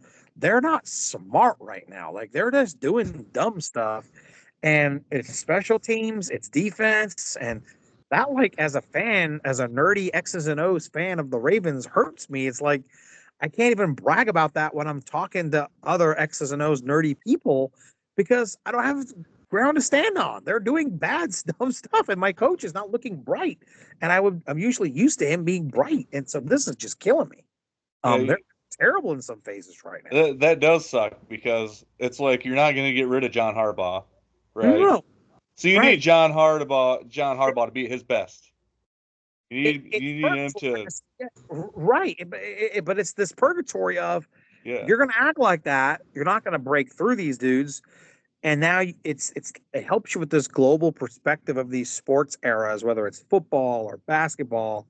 And at the end of the day, man, you just look backward and you're just like, yeah, that's, these dudes owned it for that many years and you guys were just going to tag alongs. And it's kind of like these fantasy leagues like this, no one remembers who was 16-0 but lost in a wild card, or 26-0 and didn't win one. And oh, you score 7,000 points, or you did this. Don't nobody care about that in no XFF type leagues. They just know who won, and that's it. And in these reality microscope views, these lens views, like we're on the cusp of like this dude just being like Jordan was being like, yeah, y'all were okay. You threw some TDs to Jamar Chase once. You beat me one time in a championship game and got to the Rams, but you didn't punch the ticket. Yeah, you got 3 MVPs, Lamar. That's great, whatever. But like we're gonna look back on this decade and he's real close to doing it. We're like, all y'all was nothing. It's a red show. Yeah. And so it's just I'm like, well, what are we supposed to do? Like you said, we can't unpay Lamar. I can't ditch John Harbaugh, but like I know with this combination, I'm not gonna elevate. It's killing me. And I hope I'm not you with the Lions. Like we got to get this done, dude. We need to get it done. No, the NFC Championship game with the Lions. I hope Hart or Campbell learned some lessons. Their last year would have been fun. Last year would have been fun for them to have the first game of the year and the last game of the year be the same game. The opener was KC Lions, and the ending could have been this year on path. Man, that's gonna be exciting to see them in there. I was worried about a letdown, to be honest, just because you get that far. You had the NFC Championship in the bag. You have some bad luck, but also some suspect decisions. I was worried about a letdown. This team is on a freaking warpath, and it's like when you're on a tear like the cohesiveness we have, you have to get it done. Absolutely have to get it done. I do not want to be in that position where it's like, oh, every year we just get that freaking close. We get there and we just can't get it done. I am so worried about that. To be honest with you, that is worse than sucking for 30 years of my life. 30, now, the important 32. Look at right now is across all the sports. When you're like a really dominant team, you're supposed to quote, like any other anchorman or anybody says on these channels, you're supposed to stomp the soup cans when they're on your schedule. And they stomp the soup cans. They have so many 30, 40-point obliterations, and it's reminiscent of dominant teams of all sports. That's what you're supposed to do to show very quickly you don't belong here today with us. We're looking downstream for the ones that maybe belong with us, and they've been playing like that and act like that, and that's terrific. So yeah, they look stupendous. Gonna be neat. They got to get it done while they still have their offensive coordinator. Yeah, and that guy, he's terrific. I think the beauty of him, he looked like he came back because he wanted to make this one happen and finish business. Yeah. I hope they leave him. It'd be tough. Listen, Dan Campbell's no dummy, but Dan Campbell is not behind that offense. No. Dan Campbell is a great motivator. He's a smart guy. Don't get me wrong. No. But Ben Johnson's on a different fucking level. Yeah. So I'm saying, it's like he's making Goff look godlike, and it's crazy. And it's like every week you're seeing something new, which is what you're always hoping for with your offense. I mean, when you start getting stale, like you can kind of see it in Kansas City. Andy Reid hasn't put his finger on that offense in a while because you can tell they're doing the same shit and they're getting basically blown up every week. They're not hitting like the 40, 50 point games that they had when Mahomes was, years back. You see that over in Detroit. You see they have the weapons, they have the firepower, and it's like if you can keep that offense going, you got the 1-2 punch in the backfield. That offense is. I mean, you don't even realize that Hutchinson went down. It's like the defense is play, next man up. That grit, that mentality somebody there. else again this week too, right, Kevin? Then they lose. They We lost somebody Anzalone. live. I got a blip on it. Oh, Anzalone's out, right? He fractured a forearm. He's out for a month. Yeah. They picked up I think David Long, the Titans linebacker guy, or Titans, and I think he also yeah. Miami cut him last week, Mm-hmm. and they paid him well, but they got a new D coordinator this year. He didn't fit the scheme. I don't know. He probably got pissed off because whatever. So they cut his ass. He was on a 2-year, $11 million deal. I mean, that's not like cheap. No, that's more than Anzalone's making. So anyway, we scooped him up, and he's a downhill thumper. Between him and Ben Neiman, we can get by till the playoffs. You know what I mean? Like Anzalone, it's a broken forearm, whatever. The only reason I knew about the only reason I knew it happened was because the XFF AFC Patriots, they were trying to cut slack on a bunch of dudes, so he had a couple of 3-month cut dudes, and then he goes to cut David Long, and he checks the article for the Dolphins releasing him, but he finds that the Lions picked him up, so he's like, "Damn, I don't get to cut the salary now." Well, they just cut him. He was nowhere near a 3-month release. Oh, okay. So then I was like, they literally just cut him. I think last Thursday or some shit. We grabbed him on Monday. Like, Anzalone breaks his arm. Hey, we need to make a move. I mean, it was at very minimum a death piece because we got Ben Neiman, and we got that Nowaski from our practice squad, who's a straight dog, dude. Brad Holmes and them, our GM, like that guy knows how to look at talent. Like this kid played at like Saginaw State or some shit out here in Michigan. He's like a nobody. But that kid, when he's on the field, he's always making a play. He's got an interception this year. He's sacking the quarterback. I mean, it's a different bear. Like, I mean, it puts tears in my eyes. I'm at work, like watching Dan Campbell videos, like just the way he interacts with the team. Dude, I almost start crying thinking about Super Bowl. Like, I'm taking a fucking week off work if we win the Super Bowl because I'm going to be in zero shape to work. Some of their dudes. The funnest segment I saw was today or yesterday. I think one of the ESPN Get Up segments. They were actually hyping away Penei Sewell and how awesome he is. Like he should be in the MVP candidate race because people that are X's and O's, nerd football fans, if they watch and understand how much of their offense he is, like it's amazing. He's blocking 2 at a time, 3 at a time sometimes on some of these traps and pulls. He's so phenom. He's sick. Yeah, I mean Taylor Decker too. I mean they showed, when Monty absolutely laid out Witherspoon against the Seahawks, like just lowered his head and just boom, laid Witherspoon out. Runs across the field. Decker came up. He made one block on a guy into 3 other dudes. So he blocked essentially 4 guys on one play. Sewell's running up, takes out another guy. And then there was a video where, Monty went in last week and I don't know if it was like the running backs coach came up and goes, "Hey, you need to thank Penei or whatever because he did that for you." So he was like stood up on the line or whatever. And Penei just comes up and blasts the freaking crowd and throws Montgomery into the freaking end zone, dude. Like, they play as a team, dude. It's the most beautiful thing. I could never imagine. I love this team, even if we don't win a Super Bowl. I love this team. Like, it's you're talking about the attitude. I think the other viral one that's going around right now was you talked about Coach Campbell. I think it was the viral clip going about they're in the team meeting and they're reviewing the Monday, Tuesday film of when they got beat by the Ravens. And they're showing that last 2 minutes of the game. They're down by whatever 30. But Amon Ra is on the 3 runouts to burn the clock out.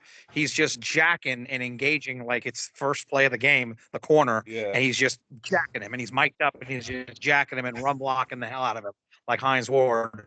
And then the clip, was talking about that's the attitude we want. That's what it is. I don't care about the score, yesterday, guys. I don't care about all that. This is what this guy is. This is what our team. Yeah, those type of things, man. You're right. They're on. Man, it'd be fun to see him. It'd be fun. Pipsqueak, it'd be fun, man. It'd be fun for the Barry Sanders and the Megatrons of the world. It'd be neat. Man, yeah. It's a fun place. I've been there 2-3 times. I like Detroit. We've been there 3, 4, 5 times the last couple of years. I've been to 2 games in there. It's fun walking around down there. That statue.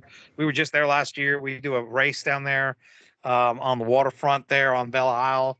5K run. My wife does, and that whole system, that whole place is great. The Eastern Market, Detroit's great. It's fun go. Dude, you get over that way again, get a hold of me, man. We have family over there and everything. The Eastern Market, my lady's Romanian, so that's like a big thing for her. Yeah.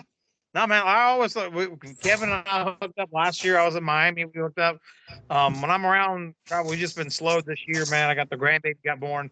She's 16 months, and the kids live like 2 streets around the corner from us near our neighborhood. And my son-in-law is sometimes travels. And my daughter-in-law is a teacher, so we've had 2 days a week, sometimes 3 days a week, football drop off at 6 a.m. And so it's been fun. Grandpa Coup is fun, but man, it's been a lot. So the Coup traveling around the world has cut down a little bit. So I'll try to get around. But if I come up from any city, I'll always holler on the Slack and let everybody know I'm in town. Let's try to get up for a sip. Anywhere near Michigan, let me know, brother. That goes for you too, or Kev. Oh no, yeah, of course. I'm not a real traveled person.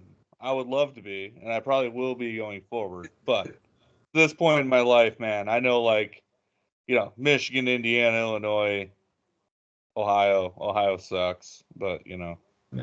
Well, I mean, just recently, me and the wife, ever since the flying has become a pain in the ass, we honestly do road trips as much as possible. So that's how we are. I mean, we did Nashville not that long ago, and that's when we hit Georgia. We went through Savannah and then South Carolina, North Carolina, and into Tennessee for the Nashville bit. So I have family up in Michigan, so I can always see myself making a trip down that way, or up that way, I should say. But definitely looking to do another road trip one of these days. I don't know. Where are you at in Florida again? In Homestead. What's you got a big city that I would know nearby? Basically, I want to say maybe about 20 to 25 miles away from like Miami. Basically, I'm like on the outskirts of Miami. Basically. Okay. It only took me 25 minutes Uber ride to get to you. 25, 35 minutes. Traffic time. So yeah. Yeah, well, which should be for normal people, that would be a 20-minute drive. Here in Miami, it's about an hour drive. Traffic is starting to get ridiculous over here. Yeah, I went to the Keys. I think it was it was 2 years ago before I met you guys, and we flew into Miami and then we rented a car down to the Keys. I'm telling you what, dude. Like, I grew up in a town with a blinking yellow light. Like, literally 800 people in the entire township. It's all farmland. I got in Miami in that 4 or 8 lanes or whatever the hell it seemed like. I was like, fuck this. I am never doing this again, dude. Ever. It was like 7. Like, I'm rolling, like, we had to go back to the airport, like, from Marathon Key. We had to be there early as shit. Like, I think we left at like 3 a.m. or whatever. And we were getting there like right in rush hour, and like I wasn't doing anything wrong, and I had people honking and flipping me off, and I'm like bumper to bumper with another car in the middle lane, like I'm just cruising, and they're just pissed off. This is hilarious, brother. You're making my life. My sister and brother-in-law from Dayton, Ohio, are visiting next week for Thanksgiving, and whenever they visit us here in the ATL, they can't drive, even though they're doing everything. I have to like rent a Suburban so we can all fit in one vehicle. I have to take them around. They can't even take one of the cars from my house. If I put them at a hotel that's like one exit away, they did that once, and like my sister's telling me it was so stressful for the 11-minute ride, and I'm like, come on, bro. So I love your story because I can relate to it. There's just Some some folks people are don't like built for it. It's all right. It's okay. Some just ain't, you know. Yeah. Do your thing. It's Yeah. tough. It's definitely tough. But the Keys are fun. The thing is, now they actually have direct flights into the Key, down in the Key West. You can always take like a small little jet plane over there. Yeah, I didn't want to spend that money, Kevin. Come on, dude. No. Hey, Give me a car. Give me a little sometimes Toyota it's worth Corolla. it. With the traffic the way it is, sometimes it's worth it. Yeah, no. Listen, A little extra. when we landed, and dude, I rented the sketchiest ass car, so I found the cheapest deal, and it wasn't through the airport. It was like off site. Yeah. So you have some guy pick you up late. He takes you to the sketchiest ass neighborhood, full of gates and locks. Dudes like. There wasn't dudes with guns, but there should have been. That's what I imagined. Everybody's sketchy as hell. Go in there, they're like, yeah, well, it's cleaned out as good as it can be, or whatever. And I'm like, okay, you know, there's fences like literally 20 feet tall around all this shit. I'm like, all right. My woman's like, you know, we have our daughter right now. We need to be careful. I'm like, I know. We get the car, dude. It was smooth sailing all the way down to the Keys. It was coming back. It was getting to the airport. We had to go to that sketchy ass neighborhood. Yeah. In the dark hours of the morning, get picked up. It was not cool. I don't know, man. I was like, you know, I'm glad we don't have to do this shit all the time. Wherever we can take the car, we're good. Like, and I'm not one for flying either. You know, that when we went, it was during COVID. Yeah. My sister got married in the Keys, so it made it just that much harder. You know, the whole mask thing. You know, my daughter's crying in her mask like she'd never flown before. It was a nightmare. Yeah, COVID was a horrible time. Any news? 15 minutes left. So far, I just refreshed. I didn't see nothing. It looks like there's a deal in the works on the NFC side with Philly. It looks like DJ Moore might be on the move. But the text that I got, I think it was supposed to be, it is DJ Moore, but I don't know if it got to a standstill that maybe their view on him was a little off and the pricing may be off, so they may not be. Okay. I don't know. The last text I got was that seems to be high. I might just sit still. Maybe I'm over, you know, I think they think they're overdoing it. So it's an action team. It's, you know, it's Arizona. So that's the last thing I saw flash on my phone. I think I'm making Arizona make moves. Every move I make, he's like, "Oh, I gotta make another one." I know. Yeah, well, there you go. Y'all are tied or close. So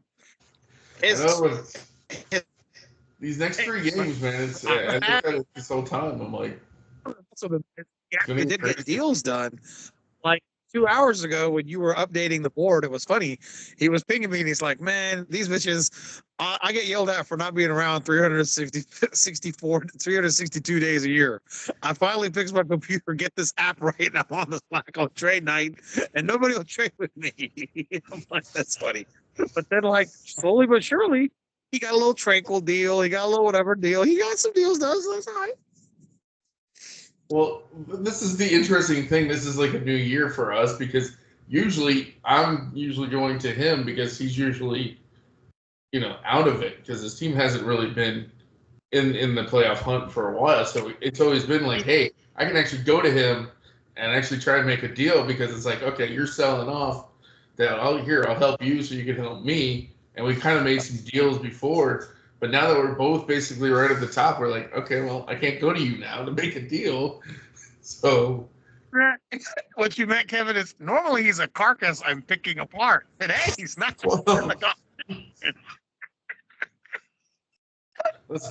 there's still one team that I need to make a trade with. I have yet to make a trade with Seattle. I have made the trade with everybody else. Seattle, I have not made a trade with. God, he was asking me for that dude's number. I was like, I think I have it. He's hard to get at. So he was trying to get at him. I think he was trying to get Olicon out of him, but it didn't happen.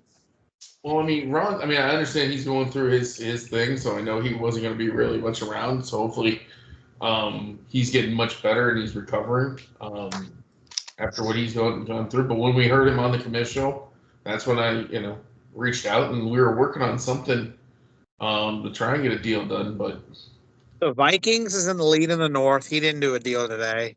no. Matt made a deal today. Matt made a deal. I think a linebacker deal, right? Hey, how you guys gonna call him Wild Jim? He ain't making no deals on trade night. Come on, Yeah. dude. So Packers, Matt made a deal. They've been calling him Wild. I don't know where he got Wild Jim because he has not been wild since he got here. So I don't know.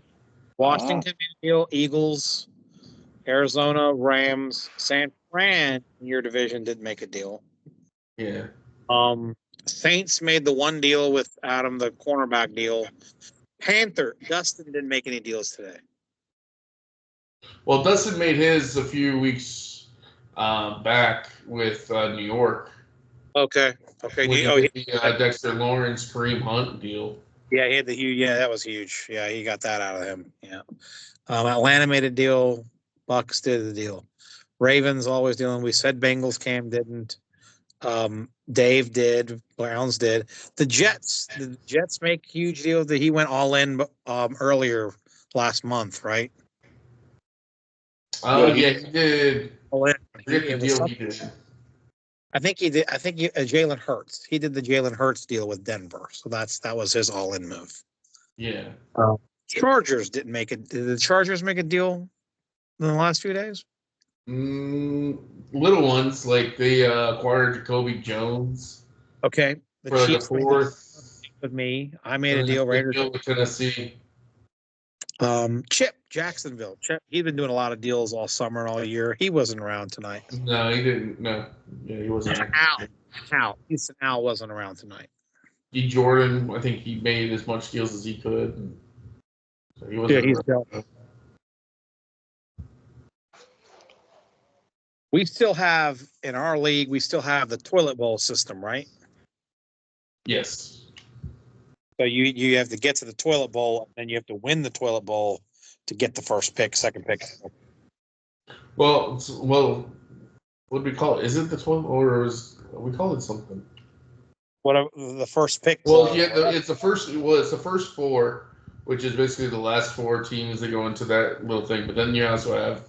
What I mean is, you're 0 for. You're not guaranteed. You might get 1.4. You're not guaranteed 1.1 just because you're the worst. Right. Yes. Yeah. Okay. Yeah. Yeah, and that's why Teeto was worried that he's going to actually win some games now and get himself out of there. But I don't think. Who's going to win? Who's going to win games? You were saying that you were worried that you're going to, actually win a few down the line and you're going to get yourself out of the top four. What's going to happen is I'm going to win this week because Commissioner Wayne, I play him. He can't field a freaking team unless he drops a bunch of dudes and picks off free agents because his entire team's on a fucking bye week. So I'm going to win it like cheaply because he can't field a team. And I have the tiebreaker on Indy, so I'm going to hop him in the standings. Okay, so right now in the conference, the Bills have the bottom four. That's all that matters. Bottom four. Bills are 4-10. Yeah. Denver's 2-12. You are 2-12, and Indy's 3-11. So even if Indy to get the 3, you'll be fine. Indy's probably going to even if he loses out, though, I'm going to hop him if I win this week. So you got to stay ahead of Buffalo. Buffalo's got 4. Can Buffalo win a game? Is Buffalo? Let me look at Buffalo's schedule. Is Buffalo going to play? Buffalo's playing Detroit. He's playing Detroit. Miami. I just beat Miami with 100 points on the bench. I forgot last week to put Bowers and Goff in the lineup. They both had like 90, and I still beat Miami. He only put up like 220. So there's your There's your hope. If as long as Buffalo beats Miami in Week 13, that'll get him to 5 wins. You got a 2-win cushion on him. Listen, you have nothing to worry about. Indy's Oh, playing New York. so I guess I misunderstood. I thought it was bottom 4 of every division. No. The bottom 4 records, the worst 4 records, Oh. automatically get first, second, third, fourth overall pick. Oh. They have a okay. bracket. You're in a bracket with each other. So the worst record plays the fourth worst record and then the second and the third play each other, and a cute little bracket, and you have to earn it. Yeah. Oh, I'm down for winning. Let's go. So that's the tricky. You can't up all your dudes necessarily because you got to win something. Well, nobody wants Baker, so he's going to ball out, and then he's going to take me to the ship for the first overall pick because I have mine and I want to say probably Baltimore's or Chargers. One of the two. It's not going to be worth shit, but it's better than what I had. Oh, shit. I just realized. Cool. I just realized I'm facing you this week. Oh, we're head to head? Yeah. Oh, hilarious. And we made all these trades. All right. Well, Trey Hendrickson's he's new, but he's on bye. Lucky for you. Did you get it? We're in week 12, right? Yeah. I just had to pick up 2 free agent wire guys for filling in DE. So, and I traded for Mooney, who's off also. Yeah. Oh, hey, Kev. So last night, Koo sends me an offer, right? About 15 minutes after I smoked a fat ass joint, which I don't do every day. I was like, it's a stressful time in life. Work's kind of screwed up right now, man. We don't know what's going on. So I went out and smoked some weed just to let loose a little. Mm-hmm. Koo sends me an offer, and it's like all these dudes and like a 5th and a 6th or whatever for Tyrann Mathieu. And I guess in hindsight, I should have just clicked accept. But I'm like, dude, I'll be honest with you. After we chat a little bit, I'm like, I'm a little baked, and I'm not really in any shape to respond to this. So I let it ride, and I planned on responding later, but my woman and I got watching our shows, and dude, I was just hit. So this morning, I'm like, you know what? I like this trade except for all these dudes I'm going to have to cut because I don't want to cut anybody off my team. Well, in the meantime, Koo made a trade already for a safety because he wanted the Honey Badger, but he already made a fucking trade. So basically, I'm sitting on the Honey Badger now and didn't get nothing out of it. So lesson learned. He's like, Koo, I got to be honest. I just smoked this joint. I really can't process all the stuff that's in your trade. It's really complex. I'll hit you after a couple hours. So I was like, okay, I was fine. And then all of a sudden, when I made the trade with the Colts, he threw in Xavier Woods in there, and I'm like, oh, okay, I'll have that. So then when he threw this morning, he's like, okay, cool, I'm ready. I dumped all that fodder. I just want those picks for the guy. I'm like, I don't know. Already got Woods in another trade. I'm like, shit. He's like, there is my money. One time. That one time. Well, hey, lesson learned. Yeah. Maybe the Honey Badger will carry me to a bottom 4 victory, and then I'll, everything happens for a reason. Yeah. How many minutes we got? 4 minutes. Yeah. 4 million. But I don't have any hits, man. I really thought somebody was going to want Baker Mayfield. To be honest with you, I'm probably just going to. If I was a playoff team, I would. Is he expiring? Is he keepable? What's his deal? Yeah, he's expiring. So I kind of screwed up. I should have extended him, during the extendable time. I read it. I guess I totally fucked up. I thought that I could extend him mid-season. Definitely can't, right? So luckily I have enough money to where if I need him for a year, which I think I might, because JJ's coming up. I have Stafford for another year, but I don't want to be JJ. left. Yes. I'm surprised nobody offered you for Stafford right now. Yeah, no, neither of them, man. I've been putting Baker out there hardcore. Yeah. I mean, I had Yeah. Darnold similarly. I should have did it, and I did not. And Baker's so, 4.3 or something. I got him at, Ah, but it's hot. he's the 5th quarterback right now. He might need to be franchise tagged. I don't know. I mean, he's going to go. I guess I don't know how this works. So he's going to be a free agent, but if he stays in the top 5, he'll be a holdout, right? So it's like, do I have to franchise tag him or what? No, then you can sign him on as a holdout. You try to pray he's a holdout, and then that number will be there, and you won't have to use your tag. But if not, So actually being a holdout would be beneficial for me. Yeah, it would actually be cheaper. it'll be cheaper. turn into a Yeah, it would be. Yeah, I don't want to franchise And him or that's the case. transition. So that's the case. It's 2 minutes left. You're saying you don't want me to send you a cute little draft pick Baker? Then you want to keep him? Dude, I need a third. I need a third Q.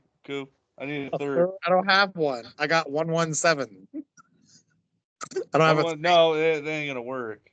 That ain't gonna work. I got a player. Let me see what player. No, you keep him. You should keep him. He'll be good. That's good for you. That's good for your roster. You need that. I traded his ass in another league because I didn't want his holdout stuff. When I got into this league, it snowballed me into another league with Nick and Dave. So I love every bit of it, though. Yeah. That's usually how it This is works. my style. I didn't ever think twice about defensive players and shit, and like the whole scheme. Like, this is the real deal, man. I'm super pumped to be here. So you don't have to worry about me letting stuff alone. I'm gonna fight. So today is the 21st. So on the 21st, 13 trades, Kevin. But if you call it trade week, starting on the 20th, 17 trades. That's we've had 30s before, right? Yeah.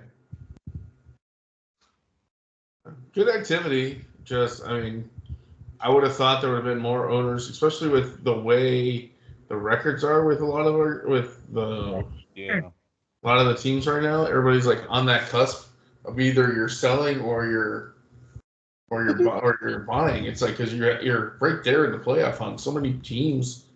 I mean, unless you're sitting at only 1 or 2 wins, then you know where you're at. You're selling off.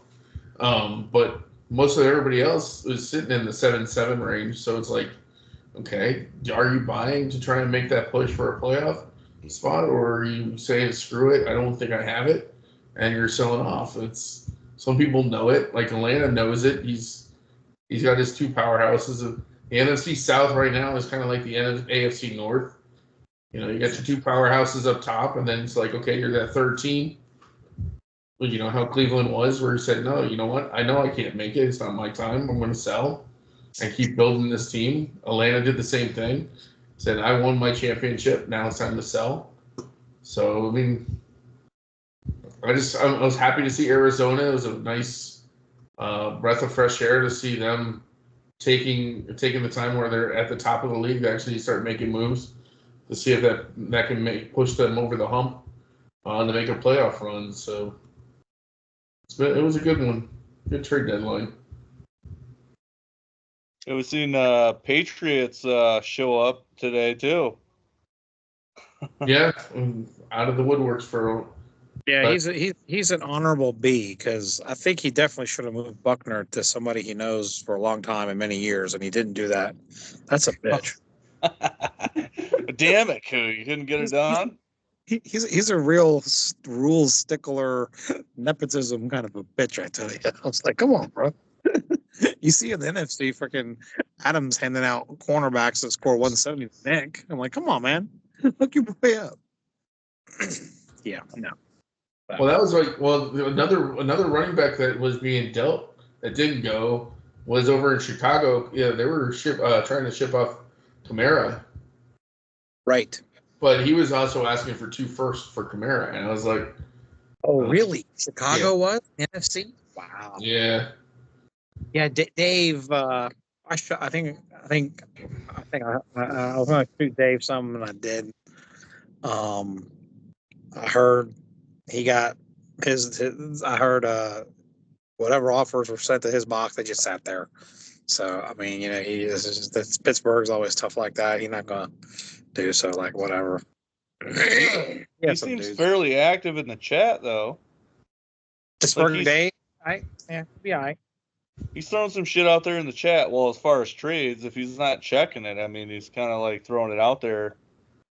Like, hey, I want to trade this guy, and then not checking his trades. That's kind of weird. Yeah.